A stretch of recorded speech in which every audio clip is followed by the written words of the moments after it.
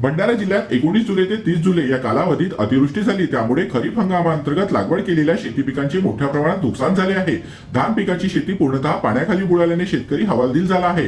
राज्यात युतीचे सरकार असून शिंदे फडणवीस पवार या सरकारने अर्थसंकल्पीय अधिवेशनात जनहिताच्या मोठमोठ्या योजनांचा पाऊस पाडला। या योजनेअंतर्गत सरकारला बहीण लाडकी झाली, भाऊ लाडका झाला, पण अतिवृष्टीमुळे हवालदिल झालेला शेतकरी राजा या शेतकऱ्याला नुकसान भरपाई देताना नाता फरक करू नको रे अशी विनंती लाखांदूर तालुक्याच्या करंडला गावातील जयपाल भांडारकर या शेतकऱ्याने मुख्यमंत्र्यांना एका फलकाद्वारे केली आहे।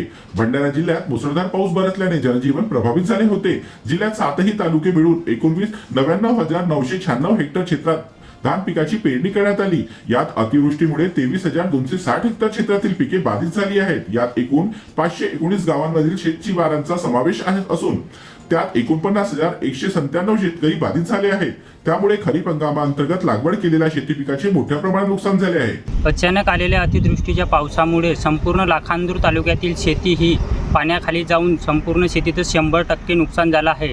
लाखांदूर तालुक्यातील सर्व शेतकऱ्यांनी भात शेतीवर पीक कर्ज काढून शेतात भाताची लागवड केली होती आणि अचानक आलेल्या अतिवृष्टीच्या पावसामुळे संपूर्ण 100% ही पीक हा पाण्याखाली गेला आणि खराब झाला।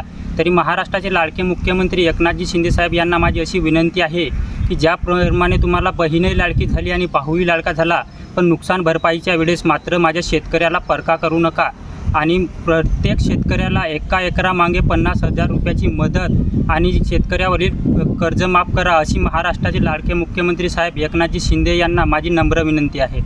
नाहीतर आम्हा शेतकऱ्यांना आत्महत्या केल्याशिवाय कुठलाही पर्याय राहिला नाही आणि माझी मागणी पूर्ण करतील असे मी महाराष्ट्राचे लाडके मुख्यमंत्री एकनाथजी शिंदे यांना नम्र विनंती करत आहोत। या नुकसानग्रस्त शेतकऱ्यांना एका एकरामध्ये 50,000 रुपयाची मदत आणि शेतावरील पीक कर्ज माफ करा, नाहीतर मुख्यमंत्री साहेब शेतकऱ्याला आत्महत्या केल्याशिवाय कुठलाही पर्याय शिल्लक राहिला नाही। ज्या पद्धतीने तुम्हाला बहीण लाडकी झाली आणि भाऊ लाडका झाला, त्या पद्धतीने मात्र शेतकऱ्याला फरक करू नका आणि शक्यतो लवकर आम्हाला शेतकऱ्याला नुकसान भरपाई आणि कर्जमाफीचा लाभही द्या।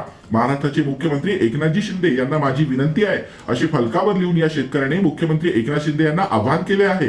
अतिवृष्टीमुळे संपूर्ण लाखांदूर तालुक्यातील शेतकऱ्यांची भात शेती ही पाण्याखाली गेली।